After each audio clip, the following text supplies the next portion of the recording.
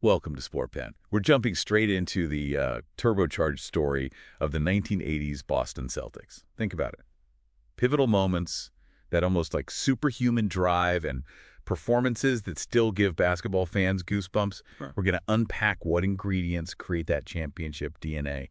And, how a team like this doesn't just win games, it kind of rewrites the whole darn story of sports. Absolutely. And to truly appreciate the 80s Celtics, you really have to look back at the foundation. I mean, their initial reign back in the late 50s and 60s, spearheaded by Bill Russell and the legendary Red Auerbach, they established a dynasty that frankly looked untouchable. What was it, 8 straight titles? Incredible. But yeah, after Russell retired in 69, well, the team faced the inevitable task of rebuilding. And that rebuild wasn't exactly a straight line, was it? That's where things get really fascinating.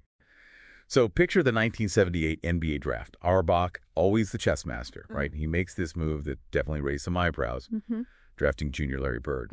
But the twist, Bird was staying in college for another year.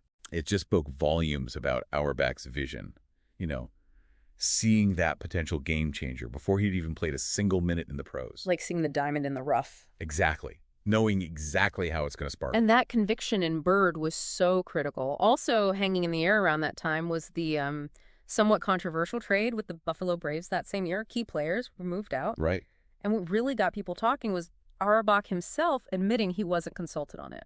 Wow. Okay. So yeah, it created this moment of uncertainty for the fans, sort of a what's going on here feeling right before this new era dawned. And what a dawn it was. So the 1979-1980 season arrives. And suddenly, there's Larry Bird in a Celtics uniform. Yeah. The transformation was just, seismic, nothing short of it. It really was. They went from a paltry 26 wins the year before? Yeah, 26. To a staggering 61 wins in a single season with largely the same crew. That kind of turnaround just screams impact. And let's remember, Bird wasn't some unknown quantity. He'd earned national recognition in college, consensus All-American, Player of the Year awards. Yeah. The buzz was real. Absolutely. And what's so compelling is how that one addition became a catalyst for, even greater things. The Celtics weren't satisfied just being good again. Before the 1980-81 season, they pulled off this double whammy. Okay. Drafting Kevin McHale and acquiring Robert Parrish. Yeah. It solidified their front court in a way that, a few teams can even dream of, like finding the missing pieces to a championship puzzle all at once. And what a puzzle they assembled. Bird, McHale, and Parrish, that's from front court, just etched in basketball legend. Truly one of the greatest ever. You had Bird's all-around brilliance, McHale's almost unfair skill in the low post. Oh, his moves were something else. Right. Moves you just couldn't teach. And then Right. Parrish's incredibly consistent, reliable presence. It was like a perfect storm of talent. It really was. And 1981 was the proof. They fought through this brutal playoff run, even clawing back from a 3-1 deficit against their rivals, the Philadelphia 76ers. In the conference finals. Talk about digging deep. That comeback against the Sixers really speaks to the mental fortitude of that team, that refusal to quit. Totally. It wasn't just about talent, it was about sheer will. Then they sealed the deal against the Houston Rockets. Yep. And Bird got his first championship ring, put up some monster numbers along the way. And that 81 championship, it laid the groundwork for the rivalries and challenges that would define the NBA in the whole decade to come. It established them as the team to beat. Oh, those rivalries.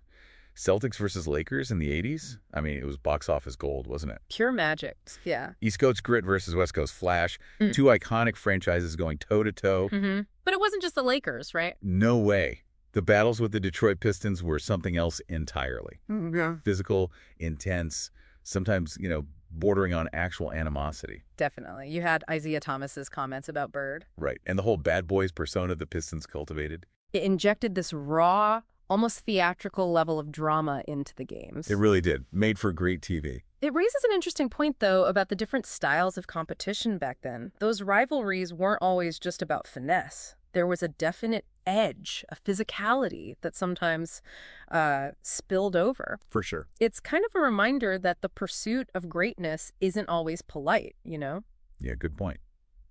Interestingly, even earlier championship teams faced immense challenges. If you look back at the '67 Philadelphia 76ers, coached by Alex Hamm, Okay. despite a whole rash of injuries, they were lauded for their courage. It just underscores that mental toughness and resilience are often hallmarks of truly great teams across different eras. Absolutely. It's that grit factor. Yeah. And through all those battles, Larry Bird just maintained this unbelievably high standard of play. Consistently brilliant. I mean, 3 consecutive MVP awards. That's not just good, that's historically dominant. Unbelievable achievement. And then you factor in the championships in '84 and '86, with Bird snagging Finals MVP both times.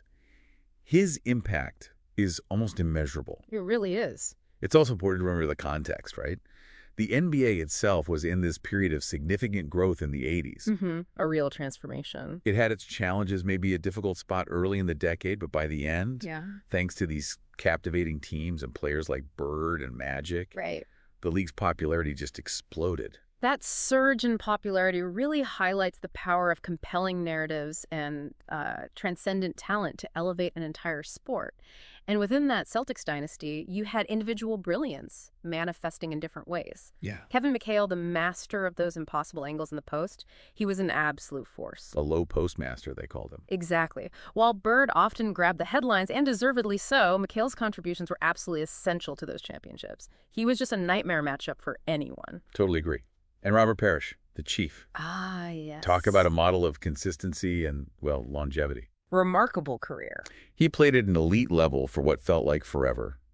And what's remarkable is his sheer love for the game and his unwavering focus on winning. You could see it. Even as his career went on, his enthusiasm was palpable, And he was always about the team goals, not the personal stats. Yeah, his ability to maintain such high shooting percentages over so many seasons speaks to an incredible dedication to his craft, just solid year after year. It really underscores the importance of players who prioritize team success above all else. Definitely.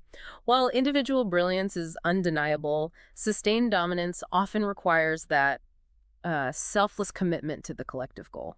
And, while we can delve into the nuances of the later part of Bird's career, the injuries and all that. Right, maybe for another time. Perhaps the enduring image of this era is just that sustained excellence and the incredible dynasty they built. Agreed.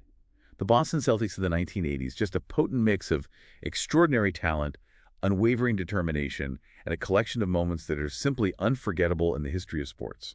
Couldn't have said it better. Their story still resonates today, and it really makes you think about that special alchemy, what forges a real dynasty, what moments or players from that era stick with you the most, and what does their incredible run tell us about the enduring power of teamwork and individual greatness.